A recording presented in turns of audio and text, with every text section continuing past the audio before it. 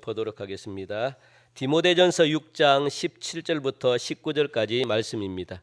디모데전서 6장 17절부터 19절까지 말씀을 보도록 하겠습니다. 신약 341면입니다.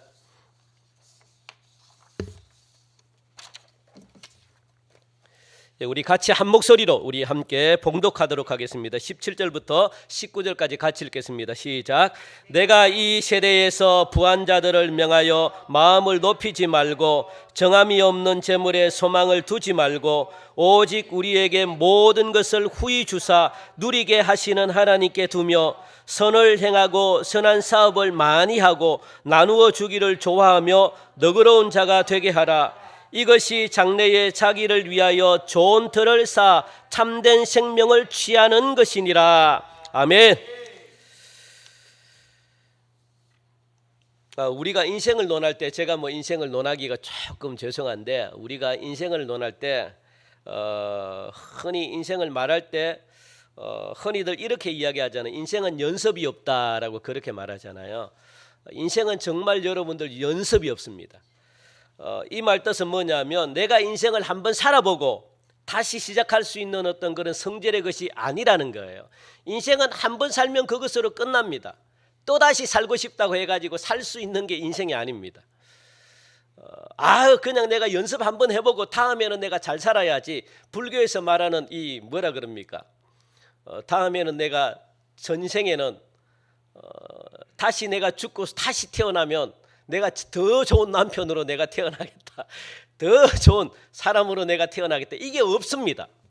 인생은 한번 살아보고 연습하고 다시 또 새롭게 살아보고 그렇게 안 됩니다.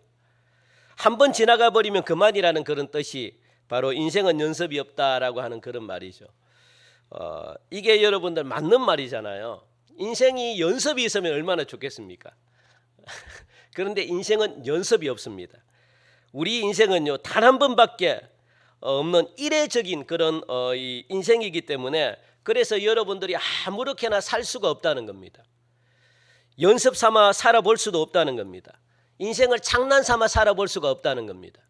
내가 한번 죽어볼까? 끝이에요. 그래서 청소년들이 한번 죽어볼까 하고 죽어가지고 다시 못 태어납니다. 그 인생을 마감하는 청소년들이 굉장히 많습니다. 마치 인생을 그냥 장난삼아 살아가는 사람들이 참 많습니다.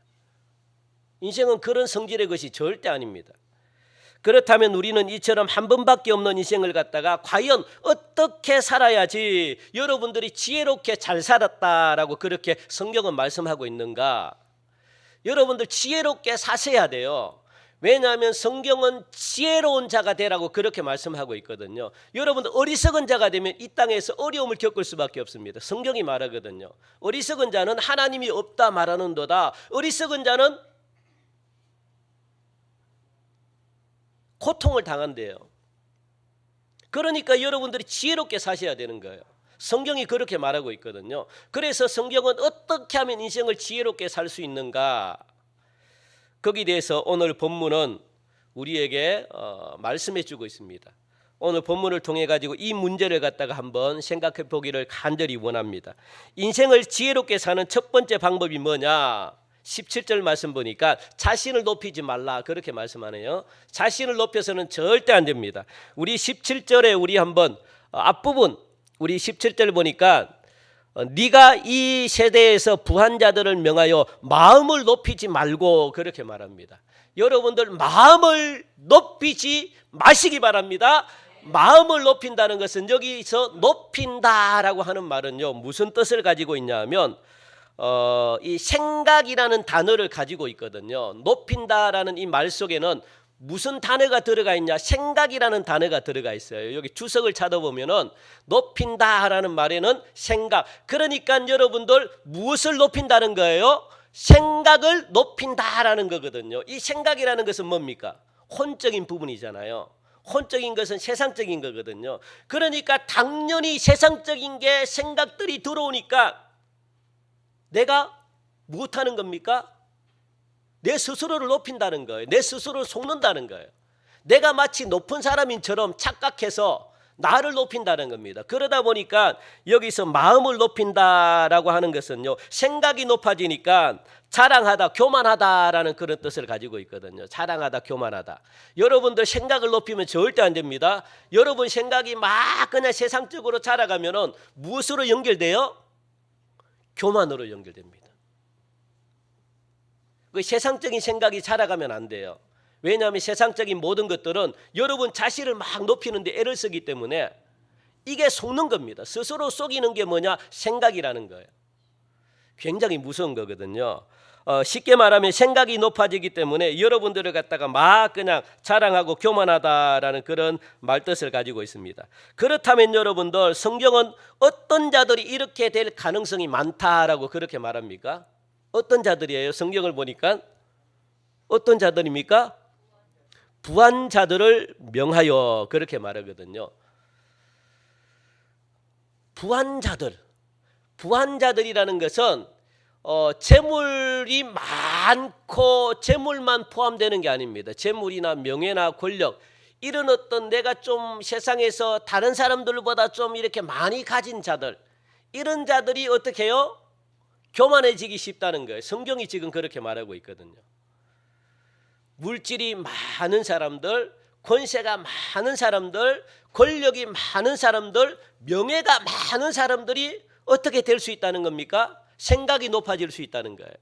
교만해질 수가 있다는 거예요. 예, 그래서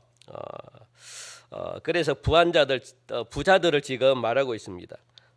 이 재물이 있기 때문에 자신도 모르게 대단한 존재로 착각하게 돼가지고 남을 경멸하는 경우가 생긴다라고 성경은 말씀하고 있습니다. 그래서 나도 모르게 내 자신을 높이는 거예요. 생각을 높이기 때문에 스스로를 착각하게 만든다는 겁니다. 그래서 돈이 있고 명예가 있고 권력이 있다 보면 이게 부한 자의 개념이잖아요. 그죠? 여러분들이 부하다라고 하는 것은 돈이 있는 사람을 부하다, 그리고 명예가 있는 사람이 부하다, 그리고 권력이 있는 사람들을 가지고 부하다, 그렇게 지금 성경은 그렇게 이 정의를 내려놓고 있는데, 그러다 보니까 여러분들 이런 것들로 인해 가지고 교만해진다라고 그렇게 말합니다. 이런 것들이 교만하게 만든대요. 그래서 우리 예수님은요, 여기서 여러분들 교만해진다라는 것은 여러분들 이 어떤 의미가 있냐? 교만해진다, 그것은 배우지 않는다는 그런 뜻을 가지고 있거든요. 여러분들이 교만해진다, 그럼 배우려고 하지 않는 사람들이 교만한 사람들입니다. 한마디로 말하면은 하나님의 말씀을 들으려고 하지 않는 사람들이 어떤 사람들일까요? 교만하다는 거예요. 그 교만한 사람들이 어떤 대상들입니까? 부한 자들을 이야기하는 거예요. 부한 자들은 하나님의 말씀을 안 들으려고 해요. 왜? 내가 가진 게 다 가지고 있으니까 하나님이 필요가 없다는 겁니다. 그래서 사도 바울이 말하는 이 말을 갖다가 고린도 교회 성도들은요, 안 들었어요. 엄란하지 마십시오, 물질적인 탐욕을 하지 마십시오, 이렇게 아무리 가르쳐도 사도 바울의 말을 갖다가 고린도 교회 성도들은요, 절대 듣지 않았습니다. 안 들었어요. 배우려고 하지 않았습니다. 야, 목회자에게 배우니 차라리 내가 성령의 음성을 듣겠다, 하나님으로부터 듣겠다. 물론 그게 가장 좋아요. 성령님으로부터 여러분들 배우셔야죠. 하나님으로부터 여러분 배우시는 게 가장 좋죠. 그런데 기본적으로 영적인 공동체로부터 하나님은 배우라, 그렇게 말씀하시거든요. 교회로부터 배우라, 그리고 목회자로부터 배우라, 그렇게 성경은 말씀하고 있습니다. 그걸 배우기를 싫어하면 교만한 자다. 여러분들 부족하지만 저에게 여러분들 배우셔야 돼요. 하나님의 말씀을 여러분들이 들으셔야 돼요. 그래야지 교만이 없어집니다. 배우려고 하지 않는 사람들은요, 이 교만이 무엇입니까? 배우려고 안 하는 사람들이 교만한 사람들이에요. 왜? 그런 종류의 사람들이 어떤 사람들이 부한 자들이다라고 그렇게 말합니다. 이 부한 자들 보면 대부분 다 안 들으려고 해요. 자기 생각이 있기 때문에 그래서 여러분들 영적인 부모로부터 여러분 들으셔야 되죠. 목회자로부터 배워야 되죠. 배우지 않으면 교만해집니다. 그래서 우리 예수님은요, 이런 자리에는 아예 얼씬도 하지 않았다는 거예요. 그래서 예수님이 지혜로우신 분입니다. 그래서 우리는 예수님을 닮아야 되는 거예요. 예수님은 굉장히 지혜로우셔요. 이런 어떤 물질의 욕심이 있는 그런 곳 자리에 절대로 가지 않았습니다. 그리고 권력이 있는 자리에는 아예 가지 않았습니다. 예수님을 높이는 그 무리, 한번 여러분들 기억해 보십시오. 예수님이 사람을 살리고 죽은 자도 살리고 병도 고치고 갖가지 기적을 나타냈을 때 예수님이 교회를 세웠다면 얼만큼의 교회를 세웠을까요? 예수님이 교회를 세웠다면 전 세계의 가장 큰 교회가 어디입니까? 순복음교회가 가장 크다 그래요. 전 세계에. 그리고 싱가포르의 이 두 번째가 이제 다른 나라에 있는데 한 순복음교회가 이 전체 다 합쳐가지고 한 200~300만 명 정도가 된답니다. 그러니까 순복음교회보다 훨씬 큰 교회를 세웠겠죠. 예수님이 한 몇천만 명의 교회를 아마 세웠을 거예요. 그 당시에 있는 모든 사람들이 막 그냥 교회를 세우자고 다 몰려들었잖아요, 예수님께로. 그런데 예수님은 그 자리를 피하셨다라고 그렇게 말합니다. 가지 않았대요. 왜? 이 원리를 너무나 잘 알기 때문에. 예수님의 목적은 하나님께 영광 올려드리는 일이기 때문에 예수님 자신이 영광 받으면 안 돼요. 그래서 하나님과 우리 한번 성경 한번 볼까요?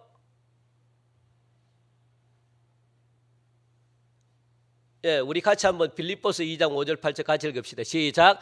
너희 안에 이 마음을 품으라. 곧 그리스도의 예수의 마음이니 그는 근본 하나님의 본체시나 하나님과 동등됨을 취할 것으로 여기지 아니하시고 오히려 자기를 비워 종의 형체를 가지사 사람들과 같이 되셨고 사람의 모양으로 나타나사 자기를 낮추시고 죽기까지 복종하셨으니 곧 십자가에 죽으심이라. 아멘. 예수님도 예수님의 마음이 어떤 마음입니까? 예수님은 하나님이시지만 하나님의 말씀, 아버지 하나님이신 하나님의 말씀에 순종했어요. 하나님의 말씀을 예수님도 들었다고요. 그래서 예수님이 교만하지 않는 겁니다. 예수님이 교만하지 않기 위해서 인간의 몸을 입고 이 땅에 오셨다고요. 예수님의 하나님과 동등한 자리에 예수님이 앉을 수 있는데 교만할까 봐 예수님도 어떻게 해요? 하나님 밑으로 내려갔습니다. 같은 하나님이시지만 자신을 쳐 복종했대요. 그리고 하나님이 말씀하시는 그 말씀에 예수님도 순종했답니다. 그게 예수님의 이 마음을 너희들이 본받으라 그렇게 지금 말씀하고 있거든요. 여러분들도 본받으셔야 돼요. 아멘. 예. 그게 지혜로운 자입니다. 그걸 성경에서 분명히 말씀하고 있습니다. 그래서 여러분들 아버지께로부터 말씀을 들었고 얼마나 예수님이 지혜로우셨는지 우리 빌립보서 2장 5절부터 8절까지 하신 말씀을 통해서 우리가 알 수 있죠. 그런데 여러분들 이 세상의 많은 사람들은요 대체로 자신을 갖다가 높이기에 급급합니다. 또한 다른 사람 밑에서 남을 갖다가 섬기려 하기보다는 남을 섬김받기를 좋아합니다. 다른 사람의 일꾼으로 일하기보다는요 다른 사람 위에 내가 군림하기를 원하고요 남을 호령하고 싶어하고 또 어떻게 하면 자신을 갖다가 남에게 그냥 알리고 싶어하고 남에게 그냥 자신을 갖다가 내세울까 여기에 많은 관심을 가지고 여기에 집중적으로 여러분들 시간을 투자합니다. 그렇게 하지 말라는 거예요. 이런 현상들이 나타나는 것은 무엇 때문에 그런가? 모두가 생각에 사로잡혀 있기 때문에 그렇다라고 말씀합니다. 이 생각이 스스로의 신분을 갖다가 망각하게 하는 거예요. 내 신분. 내 신분이 뭡니까 여러분들? 여러분들이 어떻게 해요? 섬기려고 여러분들이 이 땅에 존재하는 거지 섬김을 받으려고 존재하는 게 아니라고요. 그게 바로 예수님의 마음인데 우리는 자꾸만 생각이 들어오다 보니까 우리의 신분, 자신의 신분을 갖다가 잊어버리게 자꾸 만들어가지고 착각하게 만들기 때문에 자꾸 교만한 마음이 나를 드러내고 나를 나타내고 내가 섬김을 받으려고 하고 내가 좀 더 위치해서 내가 군림하려고 하고 내 이름 나타내려고 하고 그렇게 되는 거죠.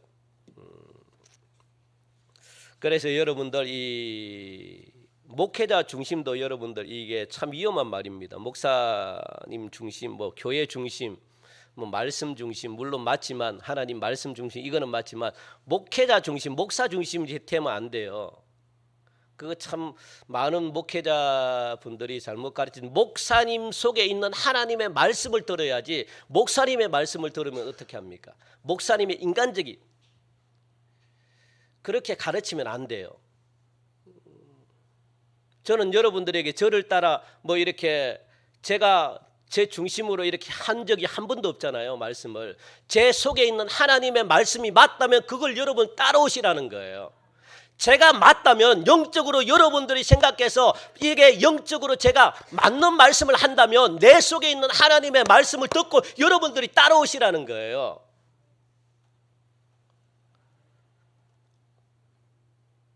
무조건 여러분들 목회자를 따르는 게 아니죠. 그렇다고 막 그냥 하는 게 아니지만 제가 말씀드리는 의도는 그러다 보니까 한국교회가 어떻게 해요? 목사님을 우상으로 만들어버립니다. 하나님을 섬겨야 되고 예수님을 섬겨야 되고 말씀에 순종해야 되는데 목회자를 무조건 맹신해버려요. 그거는 예수님과는 달라요. 그걸 여러분들이 기억하시기 바랍니다. 그런데 목회자를 어떻게 해요? 존경하는 마음은 있어야 되죠. 하나님이 보내신 분이기 때문에. 그래서 여러분들 성경은 예수님을 바라보고 본받으라 하는 이유가 바로 거기에 있다는 것 여러분들 반드시 기억하시기 바랍니다. 우리는 예수님을 바라봐야만 예수님을 어떻게 해요? 본받아야만 우리가 교만하지 않을 수가 있다는 거예요. 사랑하는 성도 여러분, 하나님께서는 우리에게 늘 겸손을 가르치고 있거든요. 빌립보서 2장 3절 우리 한번 읽어볼까요? 빌립보서 2장 3절 같이 읽읍시다. 시작. 아무 일에든지 다툼이나 허영으로 하지 말고 오직 겸손한 마음으로 각각 자기보다 남을 낮게 여기고. 아멘. 무슨 일을 하든지 여러분들 남을 높여주시기 바랍니다. 나보다 남을 여러분들 낮게 여기는 그런 겸손한 마음을 여러분들 가지시기 바랍니다. 제발 여러분들 남 이야기를 하면은 남을 좀 높여주세요. 그냥 높여주고 남 이야기를 들어주고, 그죠? 나보다 남을 무슨 일을 하든지 착 칭찬해주고, 우리 교회 한번 그런 풍토를 한번 만들어 봅시다.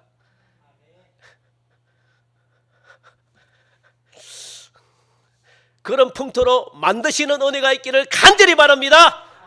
예, 그렇게 합시다. 그렇게 나보다 남을 높여주세요. 높여주세요. 그게 여러분들 존귀함 받는 겁니다. 이 마음이 바로 예수님의 마음이기 때문에 그렇다라고 성경은 말씀하고 있습니다. 이렇게 여러분들 삶을 살 때 지혜롭게 산다라고 우리에게 가르쳐주고 있는 것이죠. 우리 믿는 사람들은요, 어디까지나 여러분들 겸손해야 돼요. 내가 부유하다 할지라도 여러분 자신을 갖다가 낮출 줄 알아야 되고, 내가 높은 지위와 권세를 지니고 있다 할지라도 어떻게 해요? 겸손해야 되고, 내가 똑똑하다고 잘났다 할지라도 여러분들 항상 남을 갖다가 나보다 어떻게 해요? 낮게 여길 수 있는 그런 겸손한 마음이 있어야 된다라고 말합니다. 왜 그럴까요? 잠언 16장 18절 우리 한 번 더 읽어볼까요? 같이 읽읍시다. 시작. 교만은 패망의 선봉이요 거만한 마음은 넘어짐의 앞잡이니라. 아멘. 교만이 패망하기 때문에 교만한 자는 반드시 패망합니다. 교만한 자가 잘 사는 법을 못 봤어요. 인류 역사상 절대로 교만한 자는 잘 될 수가 없습니다. 그걸 기억하시기 바랍니다. 그만한 마음을 가지고 늘 이렇게 행복하게 기쁘게 살아가는 사람을 본 적이 없습니다. 성경이 그렇게 정의를 내려놓고 있기 때문에. 그러나 여러분들 잠언 15장 33절 말씀 보니까 우리 같이 한 번 더 읽읍시다. 같이 시작. 여호와를 경외하는 것은 지혜의 훈계라 겸손은 존귀의 길잡이니라. 아멘. 여러분들이 존경받기를 원하십니까? 여러분들이 귀하게 여김을 받기를 원하십니까? 그러면 무엇을 해야 된대요? 경외하고 지혜의 훈계를 따르되 뭐요? 겸손하는 거예요. 겸손하는 거. 여러분들이 존경받고 싶으면 겸손하시기 바랍니다. 여러분 스스로를 나타내면요, 사람들은요 어떤 인식이 있냐면 요즘은 여러분 잘난 척하는 사람들을 자꾸만 갈구고 싶어요. 그냥 아무 이유 없이 그냥 내려놓고 싶습니다. 그래서 너무 여러분 자신을 나타낼 필요가 없어요. 사람들은 잘난 사람들을 인정하지 않습니다. 요즘 시대는. 옛날에는 서로 막 이렇게 잘난 사람들을 높여주고 막 이랬는데 요즘은 자기 PR 시대라 그래가지고 자기 스스로를 자신을 높여야지. 이게 얼마나 위험한 시대인지 아십니까? 모두가 그런 시대에 살아가고 있고요. 그러니까 남이 잘된 걸 갖다가 못 봐요. 그래서 좀 어리석은 사람들 있잖아요. 그런 사람들을 좋아합니다. 그래서 연예인들도 오래 가요. 그런 사람들이. 김종뭐뭐라는 있잖아요. 가수. 그래서 우리 좀 어리석은 사람들이 사랑 많이 받아요.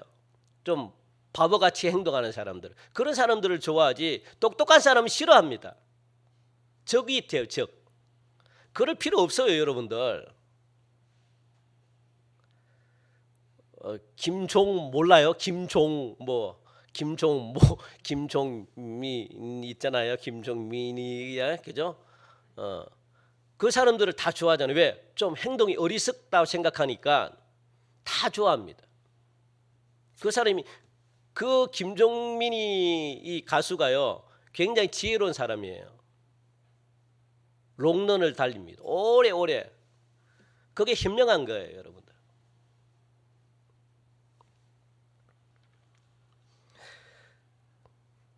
여러분들은 인생을 갖다가 지혜롭게 사시기 원하십니까?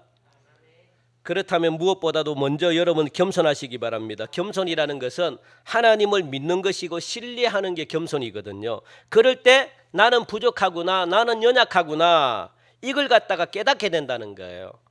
그러면 우리에게 어떤 생각과 마음이 생기느냐? 내가 남보다 뛰어나고 남보다 높으면 높을수록 더 고개를 숙일 수밖에 없고, 내가 남보다 더 부유하고 남보다 더 지식이 여러분들이 많으면 많을수록 남을 갖다가 더 낮게 여기며 사는 그런 지혜가 생긴다라고 그렇게 말씀하거든요.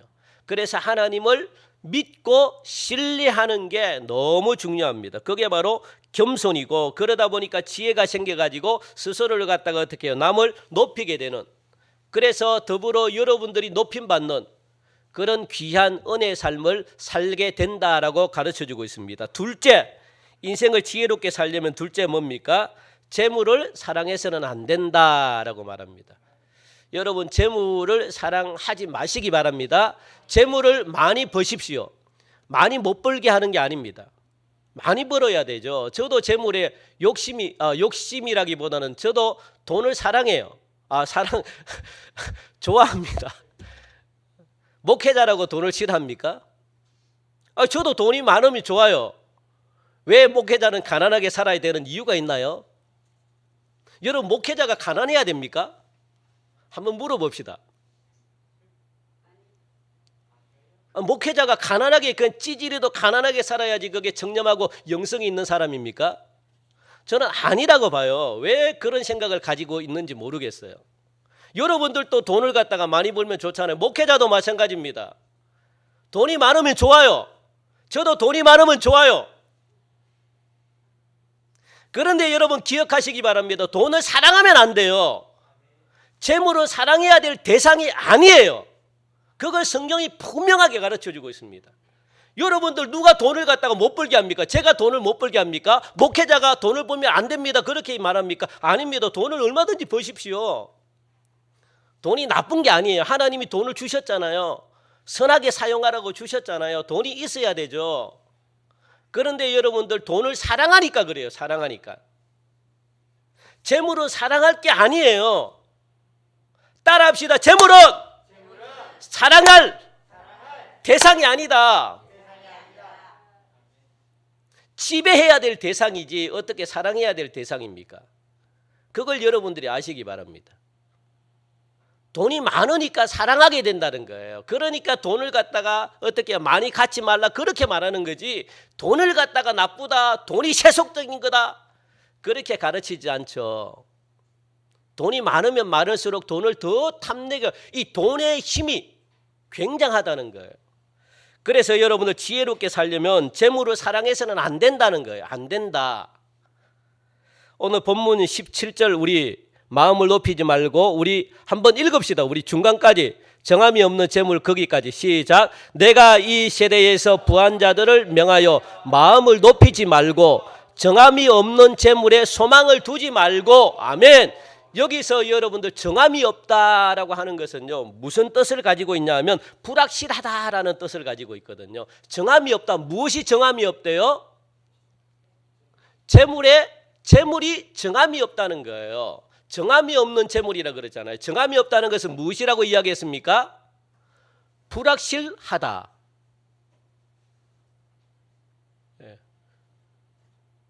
좀 생각을 하셔야 돼요. 예, 제가 말씀하면 여러분들 좀 이렇게 생각을 집중해 가지고 이 재물이 불확실하구나. 이걸 여러분들 기억하셔야 돼요. 그래 중요한 것은 외워두는 게 좋아요. 중요한 것은 적어 가지고 내 걸로 만드시는 게 외우는 것밖에 없습니다. 외우셔야 돼요. 그냥 듣는 것으로는요. 그래서 이스라엘 백성들이 쉐마 교육이 있잖아요. 쉐마는 뭡니까? 외우는 거거든. 계속 입으로 고백해가지고 내 걸로 만드는 거죠. 외우지 않으면 내게 될 수가 없습니다. 첫 번째 내 걸로 만드는 방법은 외우는 거예요. 외워서 이걸 갖다가 계속 생각나게 해가지고 삶으로 연결시키는 거. 그래서 암송이 중요합니다. 그건 자연적으로 외워지겠지. 안 외워져요. 힘쓰라 그래야 되는 거예요. 힘쓰라 그렇게 말하거든요. 그래서 여러분들 정함이 없다는 것은 뭡니까? 정함이 없다. 불확실하다는 거예요. 무엇이? 재물이 불확실하기 때문에 소망을 두지 말래요. 사랑하지 말래요. 여러분들 재물에 소망을 뒀다가는요 재물로 인해 가지고 엄청난 어려움을 겪습니다. 왜? 불확실하기 때문에, 확실성이 없기 때문에. 그래서 성경은 분명히 그렇게 말하거든요. 재물이나 명예나 돈이나 권력이나 이 모든 것들이 불확실하기 때문에 우리들이 소망해야 될 대상이 아니다, 사랑해야 될 대상이 아니다라고 말합니다. 여러분들 결코 인생의 목적이 재물이 돼서는 안 된다라고 말합니다. 잠언 23장 5절 말씀 한번 볼까요? 같이 읽읍시다. 시작. 내가 어찌 흠한 것에 주목하겠느냐?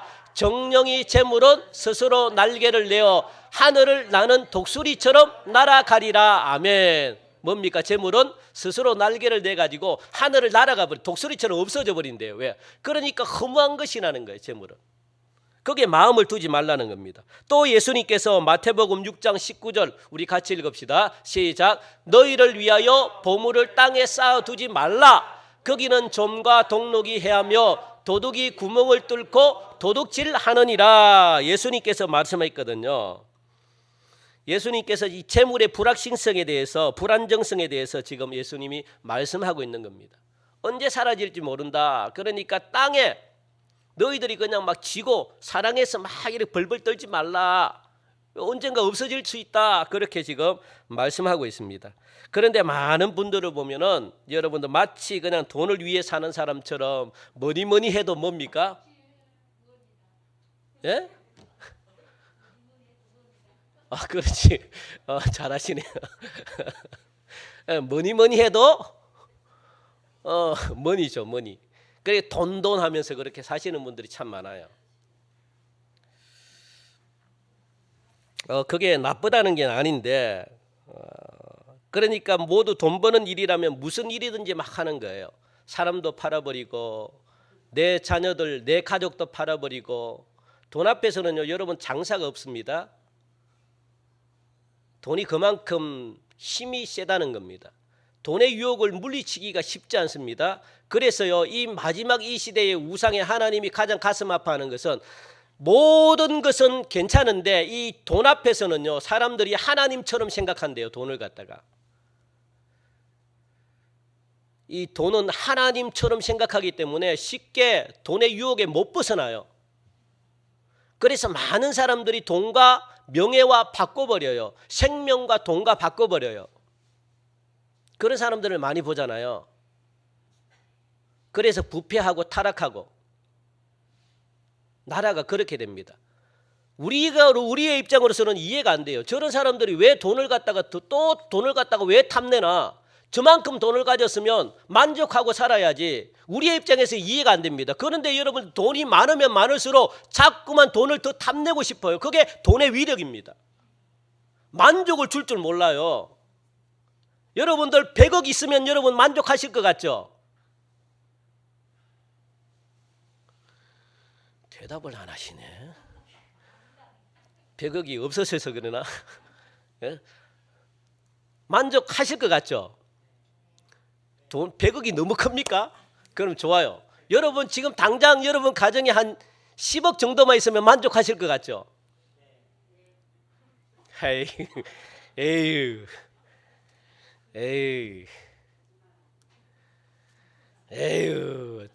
저는 진짜 제 솔직한 심정으로는 여러분 만족 못해요. 돈을 보고 나면 돈의 씀씀이가 달라지기 때문에 10억이나 여러분들 지금 월급 400, 500만 원 받는 거나 똑같아요. 씀씀이가 달라지기 때문에. 그러니까 모자라는 거예요. 그 돈의 욕심을 자꾸 내는 겁니다. 그래서 10억 월급 10억 받는 사람이나 여러분들 3, 400 받는 사람이랑 똑같아요. 그러니까 그 똑같다고 생각하고요. 여러분 그냥 행복하게 그냥 지내시면 됩니다. 행복하게 지내셔요. 여러분들 그냥 똑같아요. 그들도 여러분 10억 받는 사람들도요 맨날 부족하다 그래요. 맨날 우리나 그들이나 똑같아요. 여러분들 삶이 그들도 빚 있고요. 다 그래요. 여러분들 돈 많이 월급 많이 받으면은 빚을 안 낼 것 같죠? 에이그 안 그래요. 그럴 것 같으면 세상 사람들이 돈 욕심이 없게. 안 그래요. 자, 따라합시다. 안 그렇다. 안 그래요. 안 그래. 그게 돈의 위력입니다. 절대로 여러분 그렇지 않습니다. 그래서 여러분들 이런 사람들은요 어떻게 보면 불쌍하고 가엾기가 그지없습니다. 물론 이 세상을 살아가면서 재물은 참으로 필요해요. 귀한 것이면 틀림없습니다. 더욱이 요즘처럼 돈이면 못할 것이 없는 이 시대를 살아가는 이 시대일수록 돈이 더 필요하죠. 그런데 여러분 우리가 기억해야 되는 것은 뭐냐면 돈과 재물은 한순간에 다 없어질 수 있다라고 그렇게 예수님께서 말씀하고 계시거든요. 또 극단적으로 말하면 휴직 조각에 불과하다 그렇게 말씀합니다. 여러분들은 정함이 없는 재물에 소망 절대로 두지 마시기 바랍니다. 돈이면 다 된다는 생각 여러분들 버리시기 바랍니다. 여러분들이 인생을 지혜롭게 살려면 돈에 대한 애착을 버리는 일부터 여러분들이 시작해야 되거든요. 그걸 잊어버리면 안 됩니다. 거기서부터 시작이 되는 거죠. 돈은 필요하지만 돈에 얽매이지 마시고 돈을 너무 여러분들 믿지 마시기 바랍니다. 돈에 소망을 두는 사람은요 지혜로운 삶을 사는 것이 아니다라고 말합니다. 디모데전서 6장 10절 무슨 말씀인데 우리 한번 볼까요? 같이 읽읍시다. 시작. 돈을 사랑함이 일만하게 뿌리가 되나니 이것을 탐내는 자들은 미혹을 받아 믿음에서 떠나 많은 근심으로서 자기를 찔렀도다. 무슨 말씀입니까? 하나님처럼 동등하게 하나님처럼 그런 신앙이 돼버린다는 거예요. 그래서 하나님을 버리고 돈을 택한다는 거예요. 왜? 신앙의 대상이 된다는 거예요. 믿음의 대상이 된다는 거예요. 돈이. 그만큼 하나님도 돈이 강력하다는 것을 갖다가 지금 말하고 있거든요. 돈이 강력하다. 하나님을 버릴 정도로 내가 구원을 버릴 정도로 돈을 그렇게 사람들이 택하기 때문에 그걸 사랑하면 안 된다라고 그렇게 여러분들 말합니다. 여러분들 돈 열심히 버시기 바랍니다. 돈을 사랑하지는 마시기 바랍니다. 여러분들이 아무리 돈을 많이 모았어도 죽을 때는요 죄송합니다만 돈 한 푼 못 가져가요. 그래서 여러분 살아 계실 때 가지고 있는 여러분 이 돈 하나님의 영광을 위해 유용하게 여러분들 쓰세요. 보람있게 여러분 사용하시기 바랍니다. 돈 자녀들에게 물려줄 필요 없습니다. 뭐 한다고 물려주려고 여러분 애착같이 그렇게 막 합니까?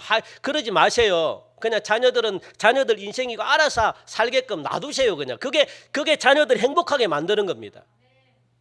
여러분 남은 돈 어떻게 해요? 하나님의 영광을 위해 여러분들 유용하게 쓰셔야지. 하나님 앞에 쓸 때 잘했다 칭찬 듣는 거지. 그거 자녀들 다 물려줘봤자 하나님 앞에 가면 혼나요. 아유, 웃을 일이 아닙니다. 여러분 정말입니다. 내가 너에게 준 돈 너 어떻게 썼느냐? 자녀들을 주는 거 자기거든요. 자기밖에 모르는 거거든요. 하나님 그렇게 쓰는 거 기뻐 안 하셔요. 자녀들은 그냥 자녀들 알아서 살 수 있어요, 여러분들. 그냥 죄송하지만 자꾸 부모님 의지하게 하면요 못 살아가요, 이 험한 세상. 손주들 걱정하지 마십시오. 살 수 있는 힘이 인간에게 있습니다. 그 물려주려고 여러분 좀 맛있는 것 좀 드셔요. 좀 제발 여러분들 맛있는 것 좀 사 드시고 좀 건강하실 때 어디 좀 다니시고 좀 구경도 좀 하시고 세상을 인생을 갖다가 여러분들 좀 즐기시며 사시기 바랍니다. 그러려고 여러분 돈 버는 거 아닙니까? 미안합니다. 미안합니다. 죄송해요. 그걸 몰랐네. 예. 그래 코로나 풀리거든 좀 다녀오세요. 예, 다녀오시고 또 너무 또 여러분 자신만 먹고 이렇게 막 또 다니시는데 또 쓰지 말고 이 정말 하나님의 영광을 위해 쓰셔요. 그러려고 하나님이 돈을 주셨거든요. 예. 세 번째로 여러분들 생각해 볼 것은 인생을 지혜롭게 살기 위해서는 하나님께 소망을 둬야 된다라고 지금 17절 우리 한 번 더 읽읍시다. 17절 우리 계속 읽는 게 좋죠. 시작. 내가 이 세대에서 부한 자들을 명하여 마음을 높이지 말고 정함이 없는 재물에 소망을 두지 말고 오직 우리에게 모든 것을 후히 주시게 하시는 자 하나님께 두며라고 말합니다. 아멘. 하나님께 여러분들 소망을 두시라 그렇게 말합니다. 왜 하나님께 소망을 두면서 하나님께 소망을 두어야 될 이유가 오늘 본문에 보니까 두 가지가 나오는데 하나는 뭡니까? 하나님께서 후히 주시기 때문에 그렇다라고 말합니다. 후히 주시기 때문에 그죠? 그래 다시 말하면 하나님께서 우리에게 건강과 물질과 가정과 직장과 사업 위에 축복해 주시되 어떻게 해요? 넉넉할 만큼 하나님이 주신다라고 그렇게 말씀하고 있거든요. 그게 후히 주신다고 말씀하고 있거든요. 그러니까 하나님께 소망을 둬야 되는 거죠. 이 사실을 안다면요 하나님께 소망을 둘 수밖에 없잖아요. 어떤 사람이 바보 같은 사람이 자기에게 건강 주고 돈 주고 그리고 또 이 가족 행복 주고 기쁨 주고 모든 걸 다 준다고 하는데 이 사람에게 붙지 않고 엉뚱한 사람에게 붙는 이 바보 같은 사람들이 어디 있습니까? 그런데 하나님은 이 모든 것들을 갖다가 넉넉할 만큼 여러분들에게 주신다라고 말씀합니다. 그러니까 하나님께 소망을 둬라 그렇게 말씀하시거든요. 여러분들 제발 지혜로운 자가 되시기 바랍니다. 하나님께 소망을 두시기 바랍니다. 하나님이 다 주신다고 넉넉하게 주신다고 그렇게 말하는데 이 땅에 여러분들 이것만큼 우리 하나님만큼 넉넉하게 주실 분이 있습니까?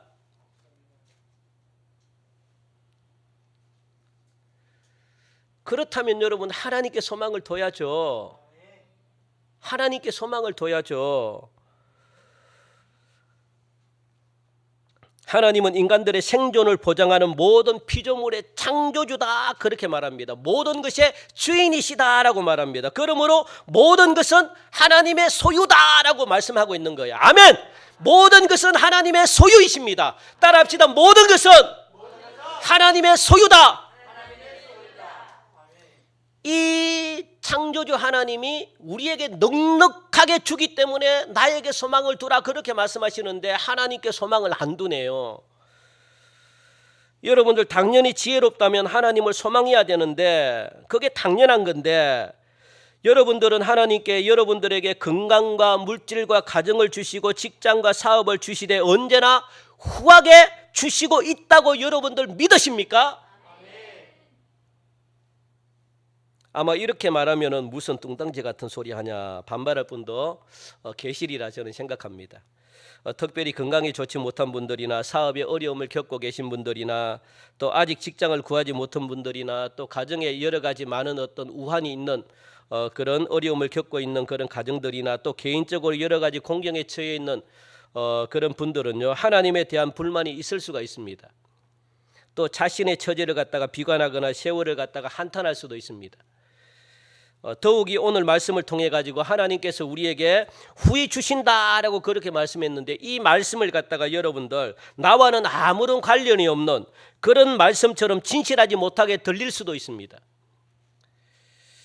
그러나 그렇지 않다는 것 오늘 성경이 분명히 증명하고 있거든요. 하나님께서는 언제나 우리에게 후히 주시고 있다는 것, 왜 이렇게 제가 말씀을 드릴 수 있냐? 성경이 다음으로 넘어가 보면은 성경이 말씀하고 있습니다. 증명하고 있기 때문에 제가 그렇게 지금 여러분들에게 말씀을 드리고 있습니다. 성경이 증명하고 있습니다. 후히 주사, 그 다음에 뭡니까? 후히 주사 누리게 하신다라고 말씀합니다. 아멘. 하나님은 여러분들에게 넉넉하게 줄 뿐만 아니라 이것을 갖다가 어떻게 해요? 누리게 하시겠다라고 하나님이 그렇게 말씀하시기 때문에 제가 당당하게 제가 말씀을 드릴 수 있는 겁니다. 하나님이 누리게 하시겠대요. 주기만 하시는 분이 아니라 누릴 수 있는 은혜도 하나님이 주신다, 그렇게 지금 말씀하고 있다는 겁니다. 그러니까 제가 여러분들 당당하게 지금 제가 말씀하고 있는 거거든요. 여기에서 누리게 한다라는 말은요, 즐긴다, 만끽한다라는 뜻이거든요. 여러분들 하나님이 주시는 넉넉한 것 즐기고 만끽할 수 있게끔 하나님이 하시겠대요. 아멘. 야, 이게 이렇기 때문에 제가 말씀을 드리는 겁니다. 하나님께 소망을 두는 지혜로운 자는요, 마음껏 즐기고 누리게 하시겠다라고 그렇게 말씀하고 있습니다. 우리는 간혹 여러분들 재산을 갖다가 엄청나게 많이 벌어놓고도 그것을 제대로 한번 누리지 못하는 사람들이 굉장히 많아요.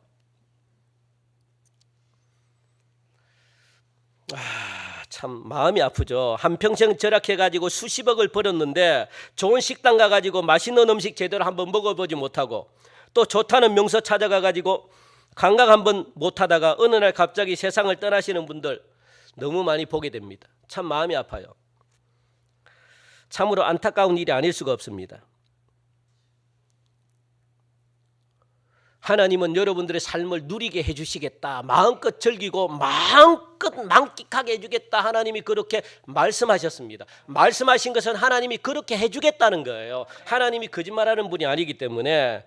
그런데 오늘 우리 하나님께서는 우리에게 지금 말씀하고 있잖아요. 하나님께서는 우리에게 모든 것을 후히 주실 뿐만 아니라 누리게도 해주시겠다라고 분명히 말씀하고 계십니다. 여러분들이 손을 놀리는 대로 거두게 하시겠대요. 또 그것을 갖다가 누릴 수 있게도 하시겠다라고 말합니다. 여러분들이 수고하고 고생한 만큼 그것을 통해 가지고 즐길 수 있도록 하나님께서 해 주시겠다라고 그렇게 분명히 말씀합니다. 그러므로 우리들은요, 이런 하나님께 여러분들 소망을 두셔야 되지, 이런 하나님께 여러분들 의지하며 살아가셔야 되지, 다른 것에 소망을 두면 안 된다는 거예요. 그게 어리석은 자입니다. 이런 하나님께 여러분들 소망을 두세요. 이런 하나님을 바라보십시오. 그러니까 우리 하나님 감사합니다, 하나님 사랑합니다, 하나님은 내 아버지십니다, 그렇게 고백하자는 거예요. 왜? 자꾸 소망을 갖다가 그렇게 하면 여러분들 어떻게 해요? 손이 버는 대로, 손이 노력한 대로 수고한 만큼 하나님이 거두게 하시고, 그것도 갑절로 넉넉하게 거두게 하시고, 그것을 갖다가 여러분들 쓰지 못해가지고 벌벌 떠는 인생이 아니라 어떻게 해요? 마음껏 여러분들 즐기고 마음껏 만끽하면서 그렇게 하나님이 사용할 수 있게끔, 그리고 어떻게 해요? 여러분 이름을 갖다가 마음껏 그냥 막 드러내게끔, 나는 이름을 드러내지 않으려고 막 하는데 그냥 마음껏 가난한 사람들에게 도움 주고 마음껏 할 수 있을 만큼 하나님이 그렇게 누리게 하시겠다, 그렇게 하시잖아요. 하나님의 약속인데 그런 방법은 모르겠어요. 방법은 여러분들이 그런데 방법은 하나, 결론은 하나님을 하는 것? 소망하는 것. 하나님만 바라볼 때 하나님이 그렇게 하시겠대요. 그런데 돈이 어떻게 들어올지는 제가 말씀을 못 드리겠습니다. 중요한 것은 하나님을 소망할 때, 하나님을 바라볼 때, 하나님만 믿고 나갈 때 하나님이 그렇게 누리고 만끽하게 하나님이 해주시겠다, 그렇게 말씀하기 때문에 그 방법은 여러분들이 찾아가야 되는 거죠. 제가 그 과정, 결론을 제가 말씀드렸으니까 그 과정은 여러분들이 찾아가셔야 돼요. 그것까지는 제가 여러분 손으로 하는 일들마다 다 그냥 열매로 맺어주겠다, 하나님이 그렇게 약속했기 때문에 그걸 믿고 여러분 나가보십시오. 그걸 믿고. 예. 그 방법을 제가 가르쳐 드린 거죠. 이제 마지막으로 살펴볼 것은 선한 일을 하면서 사는 것이 인생을 지혜롭게 사는 길이다라고 그렇게 말하면서 18절 19절 우리 18절 19절 같이 한번 읽어봅시다. 시작. 선을 행하고 선한 사업을 많이 하고 나누어 주기를 좋아하며 너그러운 자가 되게 하라. 이것이 장래에 자기를 위하여 좋은 터를 쌓아 참된 생명을 취하는 것이니라. 아멘. 지금 우리가 읽은 이 말씀은요, 우리가 선한 일을 행하고 어려운 사람에게 나눠주는 그런 생활을 말하는데, 그런 생활이 어떤 생활이냐 그겁니다. 선한 일을 하고 어려운 사람에게 나눠주는 것, 그게 바로 섬김의 삶이잖아요. 하나님은 섬김의 삶을 살라 그렇게 지금 말씀하고 있습니다. 이런 섬김의 삶이 장래에 자신을 위해서 어떻게 된대요? 자기를 위하여 좋은 터를 쌓아 참된 뭡니까? 생명을 취하는 것이니라. 장래를 위해서 장래를 준비시키기 위해서 이런 일을 하라고 그렇게 말하거든요. 여러분, 장래 여러분들이 어려운 일을 닥칠 수 있어요. 그 장래를 대비해서 이런 일을 하라 그렇게 말합니다. 장래에 쌓인대요. 무엇이? 자기의 터를 쌓아. 이 터라는 것은 집이잖아요. 집을 짓는데요. 어디에? 장래. 나중을 생각하면 하나님의 나라에 자기 집을 쌓는데요. 그리고 가까이 이야기하면 이 땅 가운데서도 하나님이 이런 복을 여러분들이 쌓게끔 하나님이 해주시겠대요. 그러니까 이걸 위해서 어떻게 해요? 무엇을 하라고요? 선한 섬김의 삶을 살라고 그렇게 지금 말하고 있습니다. 그런데 이런 선한 일, 즉 섬김의 삶을 실천할 수 있는 사람들은 어떤 사람들일까? 어떤 사람들이 섬김의 삶을 실천할 수 있을까요? 그렇죠. 하나님을 사랑하는 자. 그런 사람이 어떻게 됩니까? 하나님이 나에게 무엇을요? 내가 전혀 가진 것이 없으면은 선한 섬김의 삶을 살 수 있을까요?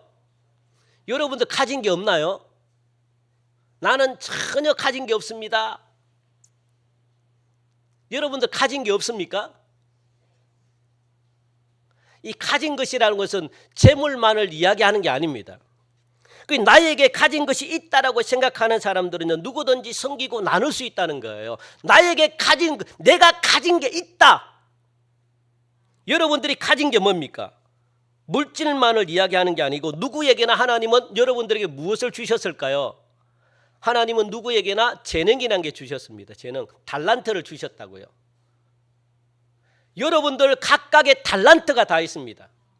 여러분들 달란트가 뭔지 아십니까? 나에게 있는 내가 잘하는 달란트가 뭔지 아십니까? 원래 여러분들에게 그 달란트를 찾으시기 바랍니다. 하나님이 나에게 과연 뭘 잘하게끔 주셨나, 뭘 주셨나, 다른 사람들보다 내가 즐겁고 재미있게 기쁘게 내가 잘할 수 있는 게 뭘까? 하나님은요, 모든 사람에게 한 가지 이상은 달란트를 다 주셨어요. 그 달란트를 여러분도 활용하셔가지고 저에게 말씀해 주세요. 나는 달란트가 없습니다. 손 들어보세요. 나는 가진 게 없습니다. 하나님이 다 주셨습니다. 없는 분들이 없습니다. 혹시 여러분들 이 프로보노라는 말 아십니까? 프로보노 한번 띄워볼래요? 프로보노 못 들어보셨어요? 생소하죠? 이 라틴어로 말하면은 이 프로보노, 이 퍼블리코라는 이 라틴어로 이 말을 갖다 줄임말로 프로보노라고 이야기를 해요. 이 프로보노라는 뭐냐면 공익을 위하여라는 그런 말이 있거든요. 우리 한번 읽어볼까요? 제일 밑에 시작. 전문적인 지식이나 서비스를 공익 차원에서 무료로 제공하는 것을 말하는 게 프로보노다라고 그렇게 말합니다. 한마디로 말하면 재능 기부예요. 주로 여러분들 이 의사나 아니면 법률사, 법원, 이 변호사 이런 사람들이 자기들이 가지고 있는 이 재능을 갖다가 어려운 사람들을 위해서 무보수로 그들을 도와주는 그런 행위들을 갖다가 아마 변호사에서부터 가장 먼저 이렇게 한 것 같아요. 그래서 무료로 그냥 변론이나 자문을 위해서 봉사하는 활동을 갖다가 프로보노라고 지금 그렇게 말하고 있거든요. 그 재능 기부라고 이야기하죠. 그래서 미국 변호사협회는요 50시간은 무조건 봉사하게끔 되어 있습니다. 가가지고 50시간. 우리 한국의 이 대한 변호사협회는 최소 30시간을 갖다가 프로보노 활동을 갖다가 권장하고 있다는 거예요. 나눔의 실천입니다. 이게 지금 재능 기부로 발전해 가지고 얼마나 다양한 곳에서 이 프로보노 이 운동이 막 활발하게 벌어지는지 몰라요. 저는 너무 좋다고 생각합니다. 또 프로 선수, 운동 선수들은 자기의 운동을 갖다가 목요나 아니면 어린아이들을 위해서 재능 기부하는 사람들이 굉장히 많잖아요. 이 너무 좋은 거죠. 우리 기독교인들도 여러분들 적극적으로 참여해야 돼요. 왜? 하나님이 주신 달란트는 무엇하기 위해서? 활용하기 위해서. 우리 동성교회 성도님들도요, 충분히 참여할 수 있습니다. 여러분들이 가지고 있는 이런 나눔을 갖다가 실천할 수 있다는 거예요. 내가 가지고 있는 재능, 여러분들이 가지고 있는 이 재능 모르니까 활용을 못하는데 놀랍습니다. 내가 노래를 잘하면요, 여러분들 이 노래를 듣고 싶어하는 사람들이 얼마나 많습니까? 양로원에 가면, 아니면 경로당에 가면 뭐 어르신들 노래 얼마나 좋아합니까? 여러분들 막 그렇게라도 재능 기부할 수 있죠. 여러분들 노래를 잘하면 이 찬양단 나와서 하십시오. 이거 찬양님 하셔가지고 찬양 인도도, 저는 찬양에 은사가 없어요. 그 박자도 틀리고 맨날 우리 반주자가 고생하는데, 여러분들이 나와가지고 찬양도 부르고, 그 하나님이 얼마나 기뻐하겠어요. 그리고 여러분도 혹시 뭐 머리 잘 깎으면 저 머리도 좀 깎아주고, 그래 좀 미용도 봉사하고, 우리 예전에 한번 왔잖아요, 고척교회도. 그리고 또 우리 교회도 했잖아요. 무려 뭐 급식, 우리가 반찬 잘 만드는 분들이 계시면 반찬 잘 만들어가지고 어떻게 해요? 봉사하고 그렇게 하는 거죠. 그게 재능 기부입니다. 그거는 물질이 있다고 해서 하는 게 아니에요. 그 뭐든지 여러분들 놀리지 마시기 바랍니다. 여러분 가지고 있는 재능을 갖다 활용하십시오. 그리고 또 다른 섬김의 나눔이 있습니다. 재능 말고 뭡니까? 여러분은 뭘 가지고 있어요? 시간. 시간이 있습니까? 없습니까?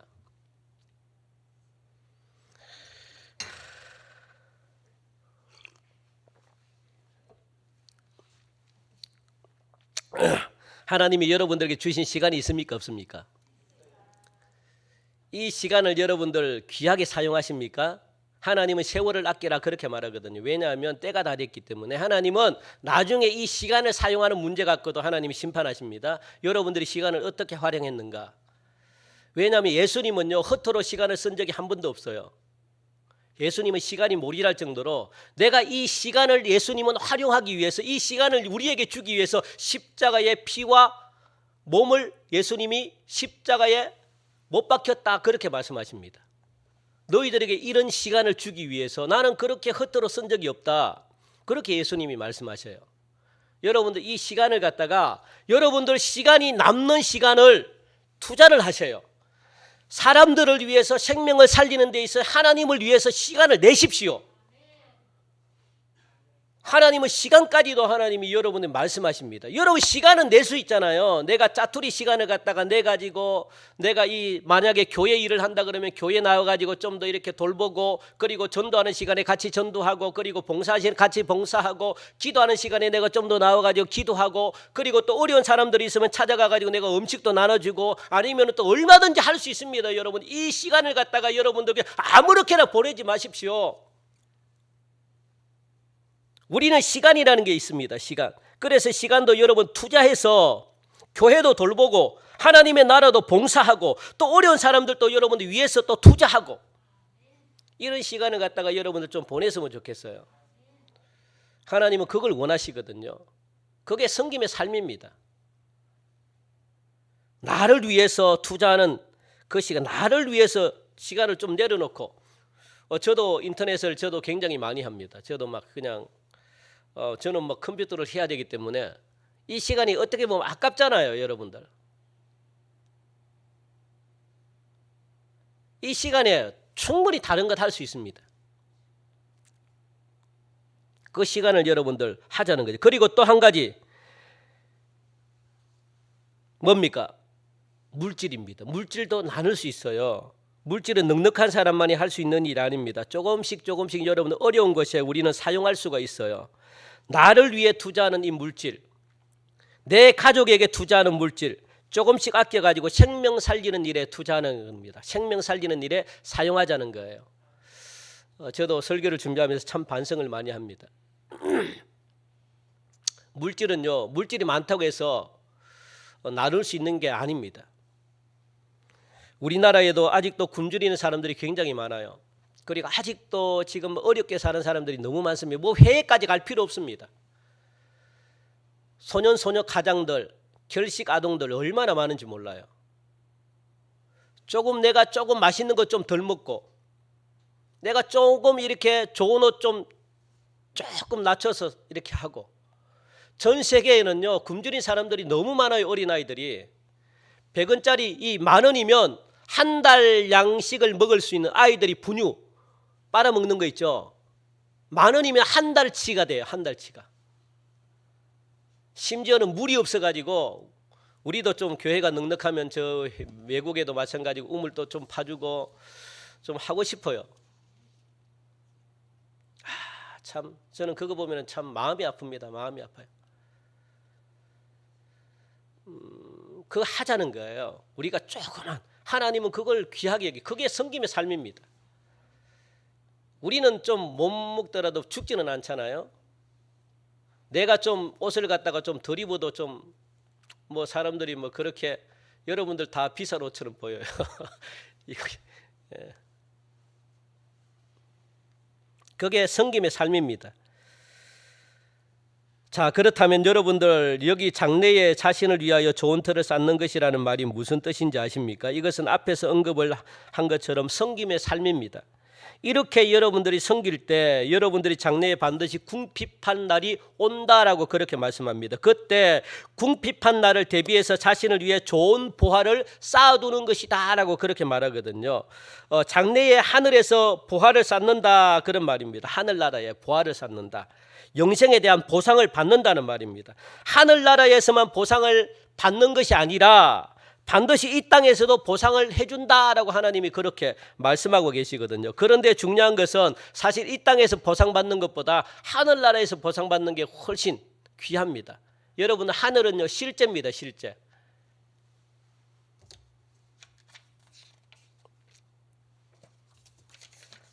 여러분, 실제가 뭔지 아십니까? 공이 날라와요. 공이 날라오네 말만 하는 거 실제가 아니에요. 공이 날라오네 안 날라와요. 이게 실제가 아닙니다. 실제는요 임팩트가 있는 거예요. 실제로 공이 날라오면 현상이 나타나는 거예요. 어떻게 뭐가 깨진다든가 뭐가 막 아프다든가, 이게 실제거든. 하나님의 나라는 그게 실제라는 거예요. 말만 하는 게 아니고 공이 날라온다 안 날라오면 그건 아무것도 아니에요. 그건 허상이에요. 그런데 실상이라는 것은 뭐냐면 공이 실제로 날라와 가지고 어떻게 해요? 내가 받는다든가, 아니면 내가 받아가지고 손이 아프다든가, 아니면 유리창을 던졌는데 유리창이 깨진다든가, 그런 임팩트가 나타난다는, 그게 실제라는 거예요. 하나님의 나라는 그런 나라라고 그렇게 말합니다. 제가 이렇게 했잖아요. 예? 제가 던져요. 던진다 하고 안 던지면 아프겠습니까? 안 아프겠습니까? 안 아프죠. 그런데 제가 던져요. 받아요. 안 받으면 아파요. 제가 던져요. 그러면 이렇게 던지면 미안해요. 짧아서 못 나갔네요. 이렇게 뭔가 피아노에 부딪혀요. 그럼 피아노가 박살난다든가 사람이 다친다든가, 이게 실제라는 거예요. 하나님의 나라는 그런 나라라고 지금 말씀하고 있습니다. 그러니까 여러분들의 집이, 장막터가 어떻게 해요? 좋은 터를 좋은 터가 쌓는다는 것은 여러분들의 집이 하늘나라에서 커진다는 거예요. 집이 커진다는 게 얼마나 여러분 행복한 줄 아십니까? 집이 없는 사람들도 있대요. 하늘나라에는. 저는 안 가봐서 잘 모르겠는데 집이 없으면요 여러분 어떻게 살까요? 예? 노숙자가 있는지는 모르겠는데 하여튼 자기 집이 있대요. 여러분들의 선행으로 말미암아 자기 집을 쌓는데요. 이렇게.